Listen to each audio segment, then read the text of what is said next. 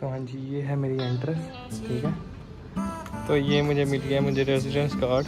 ये देखे मेरी फ़ोटो चुंगू मुंगू लग रहा हूँ। ये है जी यहाँ के बैक साइड का व्यू। ओके, ये देखो 12वें फ्लोर पे ये वाला, इसकी वजह से लिखूँगा अपना नाम उमर।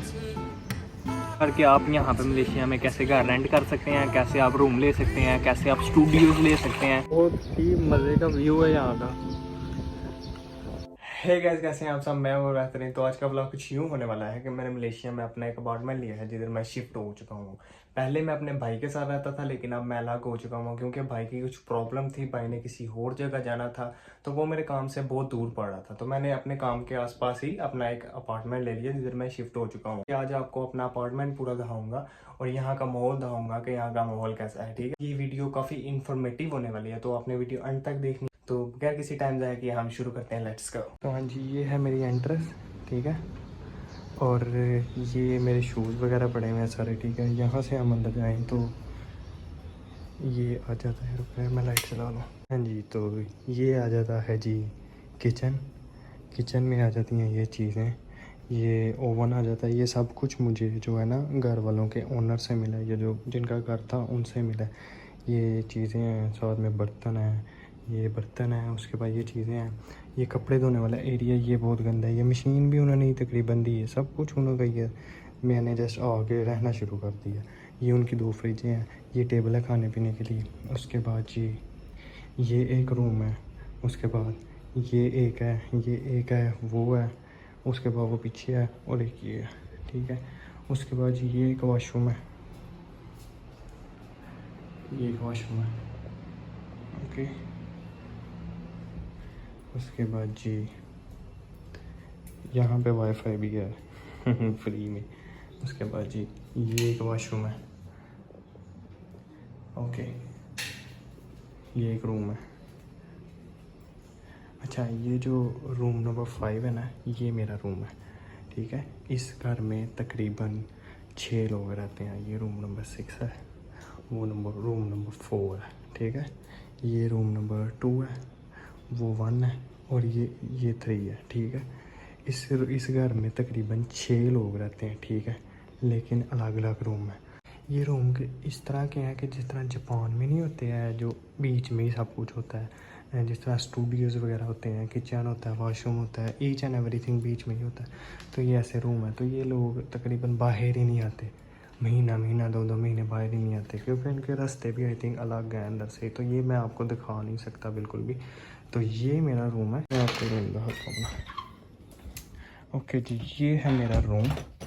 ओके, ठीक है, बेड पड़ा हुआ है, ये मेरी पुरानी चीज़ें हैं, पंखा उन्होंने दिया है, अलमारी में मेरी चीज़ें पड़ी होंगी। ठीक है, उसके बाद ये मेरी कुछ चीज़ें हैं, उसके बाद मेरी अम्मी की तरफ ही, और उसके बाद ये मेरा टैब है, ये चीज़ें हैं, एसी वगैरह सब कुछ लगा हुआ है। ओके जी, यहाँ पे एक रेजिडेंस कार्ड होता है जो मुझे अभी तक नहीं मिला, क्योंकि मुझे इतनी देर नहीं हुई यहाँ पे आए हुए। तो अब मुझे उन्होंने आज की डेट दी हुई थी, तो अब मैं नीचे जाऊँगा ऑफिस में और उनसे जाकर अपना रेजिडेंस कार्ड लूँगा और वो आपको दिखाऊँगा कि वो किस किस्म का होता है। वो उससे ये पता चलता है कि आप यहाँ के रिहायशी हैं, तो आपको कोई भी प्रॉब्लम नहीं आ सकती। ओके, और यहाँ पे जो आपको मैंने आगे बताया कि 6 लोग रहते हैं, वो 6 लोग इस तरह रहते हैं कि यहाँ पे उन्होंने पार्टीशन की हुई है, जिस तरह जापान में नहीं करते पार्टीशन, या छोटे छोटे अपार्टमेंट, छोटी छोटी चीज़ें बना के। तो इस तरह उन्होंने पार्टीशन करके हर एक को उस किस्म का कमरा दिया हुआ है। ये मेरा कमरा है, ये सिर्फ नॉर्मल कमरा है।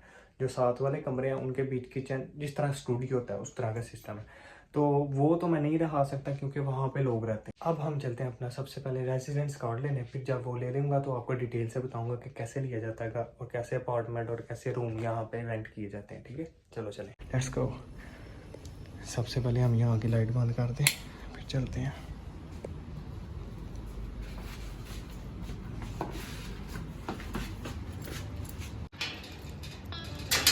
अच्छा जी, ये है मेरे घर के बाहर का व्यू। ये तकरीबन 12वां फ्लोर है और इसमें पूल वगैरह ईच एंड एवरीथिंग है। ये देखें, यहाँ का मुझे कार्ड मिला हुआ है, ये देखें, ये यहाँ का कार्ड है, ये एक्सेस कार्ड है। ये देख लिखा होगा, मेरा नाम भी लिखा होगा, ये आसिफ उमर। ये एक्सेस कार्ड है, ये आप यूज़ करके इस बिल्डिंग में आ सकते हैं और बाहर निकल सकते हैं। तो ये अगर ना हो तो आप बिल्कुल भी इस बिल्डिंग में नहीं घुस सकते, क्योंकि इधर की बहुत ज़्यादा सिक्योरिटी है। मैं इसलिए ये लेके आया हूँ क्योंकि मैं यही यूज़ करके नीचे जाऊँगा, इसके अलावा मैं नीचे नहीं जा सकता।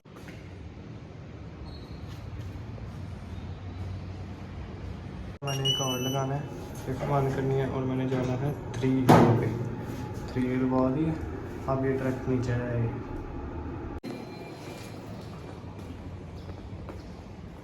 हम सबसे पहले ऑफिस में जाते हैं और उधर से जाकर अपना रेसिडेंस कार्ड लेते हैं, फिर आपको माहौल आते हैं यहाँ का।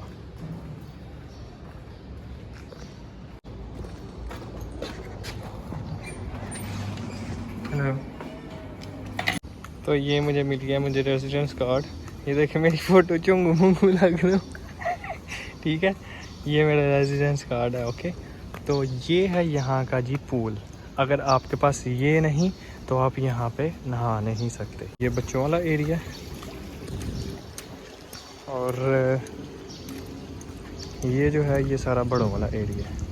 नॉन स्मोकिंग एरिया, यहाँ पे मैं वेप वगैरह भी नहीं पी सकता। ये देखें,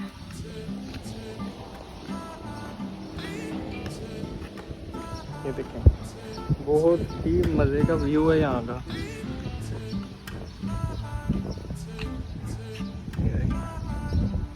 और मेरा जो घर है ना वो तकरीबन वो 12वें फ्लोर पर, ये वाला। इधर पूल है, उसके बाद यहाँ पे जिम भी है, जिम वो उस तरफ है। ठीक है, उसके बाद प्लेग्राउंड एरिया वो उस तरफ है। उसके बाद कंटीन वगैरह भी है वो इस तरफ है, ऑफिस के बिल्कुल साथ। ये ऑफिस है, ये कंटीन है। अच्छा, ये है जी यहाँ का जिम, यहाँ का जिम है। और ये है जी वॉशरूम वगैरह। ठीक है, ये फीमेल वॉशरूम है, ये जेंट्स वॉशरूम है। उसके बाद ये है प्ले एरिया। ये है जी यहाँ के बैक साइड का व्यू। ओके, ये देखो,